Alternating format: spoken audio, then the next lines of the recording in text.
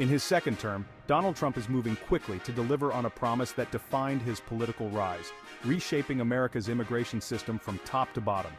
In 2025, that promise has crystallized into the most aggressive immigration agenda in modern U.S. history, a package of physical barriers, enforcement measures, and legal changes designed to dramatically reduce both legal and illegal migration. The physical wall returns, bigger than before. The border wall, once a symbol, now a renewed reality. Construction crews have returned to work along the U.S.-Mexico border, extending barriers through previously untouched terrain in Texas, Arizona, and California. This time, the wall is accompanied by advanced surveillance systems, drones, thermal imaging, and AI-powered monitoring towers. The administration claims this will seal the border against illegal crossings and drug smuggling. Critics argue it simply shifts routes to more dangerous terrain, increasing the humanitarian toll. Zero Tolerance 2.0 Mass Deportations. The centerpiece of Trump's overhaul is a nationwide deportation initiative. ICE has received unprecedented funding, and the National Guard is being deployed to assist in immigration enforcement, a controversial move that blurs the line between civilian and military jurisdiction. The administration's stated target is to remove over 2 million undocumented immigrants within 18 months. This includes not just recent arrivals but long-term residents without legal status, many with U.S.-born children. Supporters say it will restore the rule of law and free up jobs for American citizens. Opponents warn of family separations, economic disruption, and civil rights violations. Clash with sanctuary cities.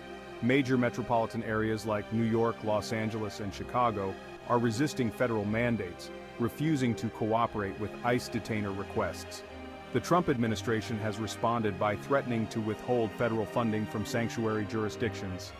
This legal standoff is heading to the Supreme Court, with potentially far-reaching implications for the balance of federal and local authority in law enforcement. While, mass deportations are politically popular among Trump's base, they actually carry some real economic risks. Agriculture, construction, hospitality, and elder care sectors all rely heavily on immigrant labor. If millions of workers are removed, it could create severe shortages, which might drive up wages in the short term, but would also increase prices for consumers. The U.S. Chamber of Commerce warns that deportations on this scale could shave 1 to 2% off GDP growth over the next 2 years, especially if legal immigration pathways are tightened as well. The overhaul has strained ties with Mexico, which faces the logistical and humanitarian challenge of absorbing deportees, many of whom have lived in the United States for decades.